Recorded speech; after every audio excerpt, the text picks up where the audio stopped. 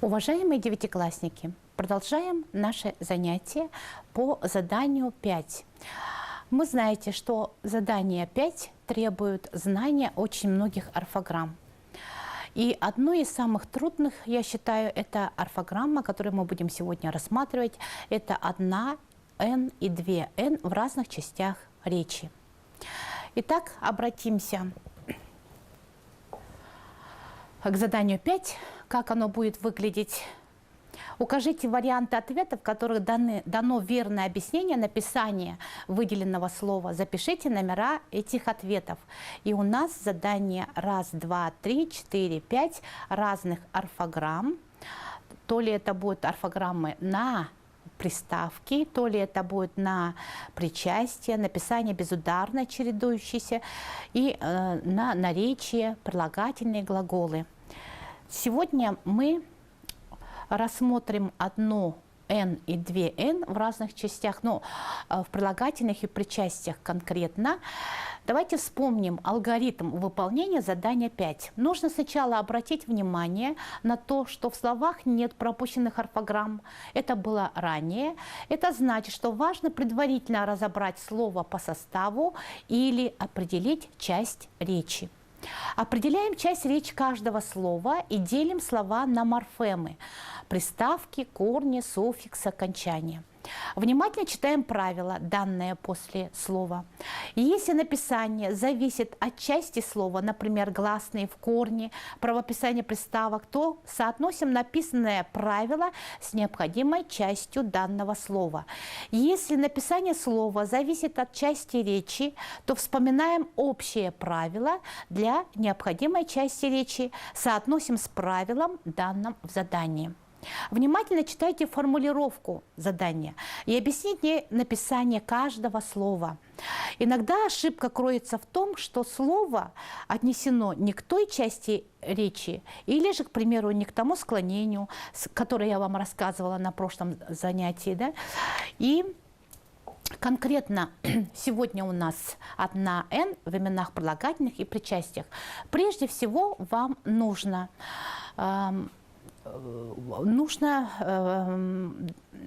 узнать, какая это часть речи, это прилагательное или причастие. Прилагательное – это признак предмета. Яркий, румяный, веселый, добрый. Причастие обозначает признак предмета по действию. Вспомогающий глагол, вопрос – это будет что делающий, какой, читающий, сданный. Дальше смотрим. Вот давайте сравним два предложения. На тарелке лежали печеные яблоки, на тарелке лежали печеные в духовке яблоки. Как мы видим, здесь у нас одна, а здесь две «н». От чего это зависит? Для того, чтобы понять, почему эти слова пишутся именно так, надо разобраться в нескольких правилах. Правда, правил и исключений по этой теме очень много. Для того, чтобы определить, сколько «н» следует писать в имени прилагательном, сначала надо понять, от какой части речи оно образовано. Как правило, прилагательные образованы от существительных, от глаголов или являются первообразными. Первообразные прилагательные не образованы ни от какой другой части речи. Рассмотрим эти три группы.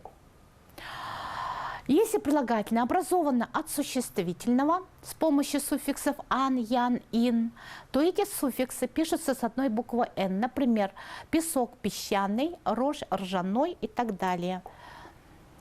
Прилагательное образованное от имен существительных. Вот помним, да, это 5 класс. «Ан», «ян», «ин». Вот одна пишется кожаный, серебряный, лошадиный. И исключение мы помним стеклянный, оловянный, деревянный. Пишется двен, когда у нас есть суффиксы «ен», «он», «ствен», «аирован». Примеры: клюквенный, «ен», женственный, эволюционный, экзаменационный, эрудированный. Исключение ветреный, масляный. Но если появляется приставка безветренный. Прилагательных, образованных существительных с основой на «н» с помощью суффикса «н», глубинный, смотрим, вот глубин – это корень и суффикс «н». Истинный корень истин и суффикс «н». Это мы повторили от существительных прилагательные. Дальше идем.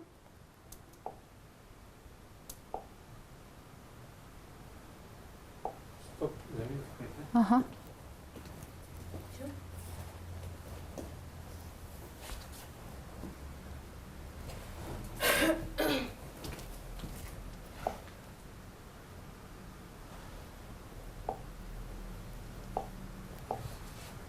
Мантамарот, да?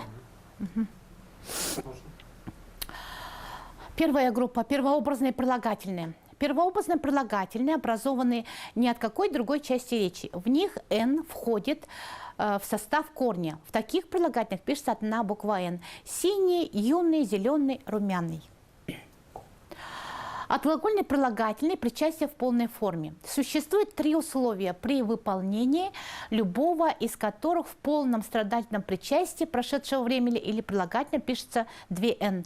Причастие или прилагательное образовано от глагола с приставкой, кроме приставки «не», которая не влияет на количество «н» в слове. Испуганный, нагруженный, испеченный. Глагол с приставкой. Но не пуганный, не званый. Исключение. Названный, посаженный, приданное. Второе. У причастия есть зависимые слова, кроме слов, означающих степень проявления признака «очень», «весьма». Груженный песком вагон. Песком – это зависимое слово. Если появляется зависимое слово, то мы пишем 2«н». Печеное в духовке яблоки. Печеное яблоко было бы 1«н». Если появляется зависимое слово, то в причастии 2«н» пишем.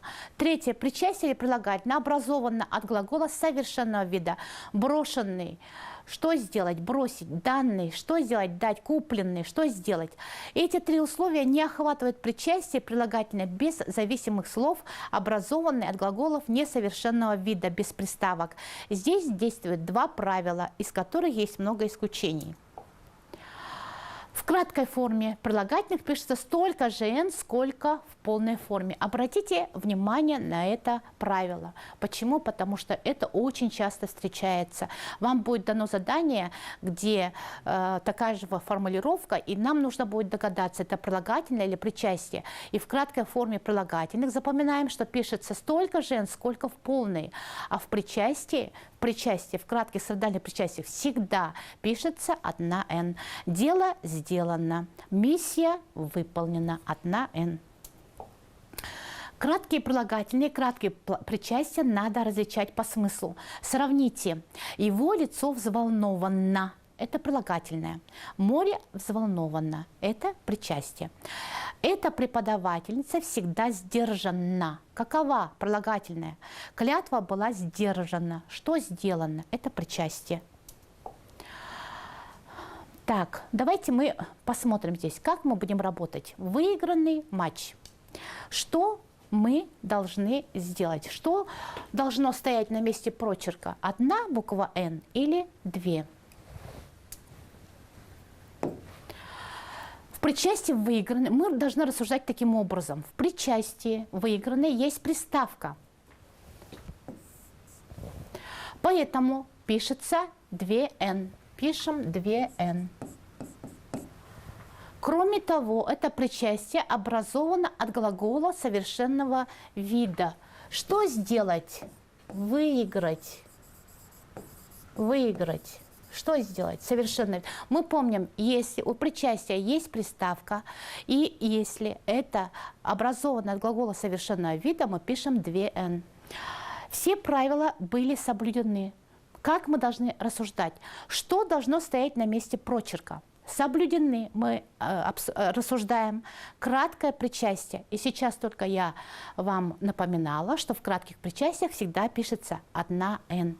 Поэтому здесь мы будем писать 1«н». Так, дальше.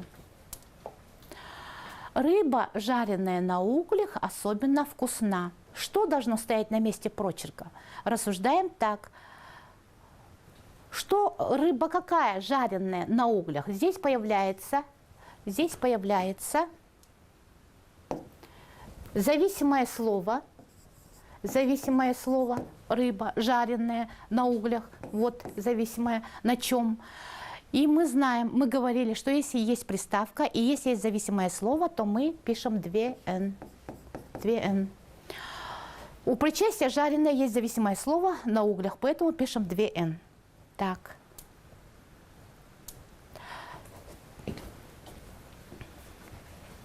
Дальше идем.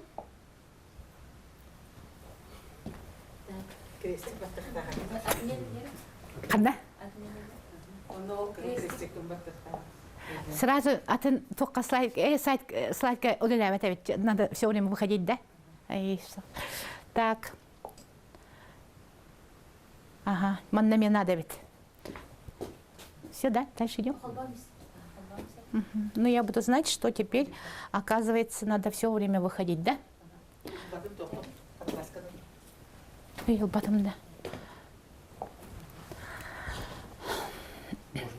Давайте рассмотрим текст. Со всех сторон горы неприступные, красноватые скалы, обвешанные зеленым плющом и увенчанные купами чинар, желтые обрывы, исчерченные промоинами, а там высоко-высоко золотая бахрома снегов и так далее.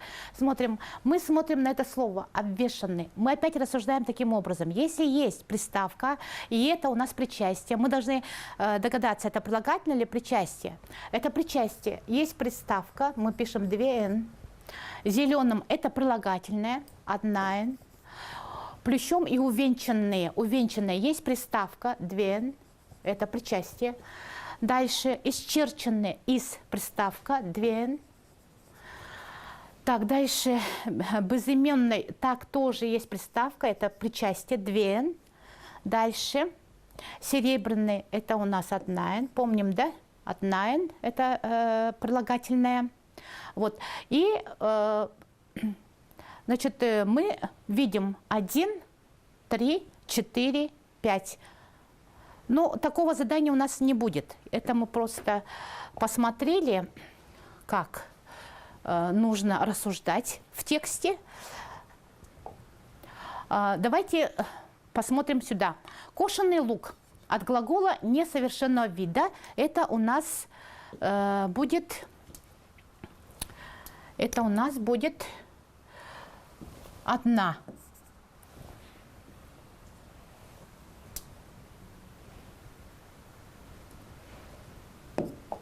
Одна Н. Потому что образован от глагола несовершенного вида. Скошенный лук. Появляется приставка, и кроме того, это образовано от глагола совершенного вида, то это будет 2Н. Кошенный утром лук. Кошенный 2Н. Почему? Потому что у нас есть зависимое слово утром. Зависимое слово. Или возьмем вязаная кофта. От глагола несовершенного вида 1Н. Появляется приставка связанная, и от глагола совершенного вида, поэтому 2. Вязаная бабушка кофта 2Н. Почему 2Н? Потому что есть зависимое слово. Мы сегодня разобрали орфограмму 1 и 2Н в прилагательных и причастиях. Я думаю, что вы успешно справитесь с этим заданием.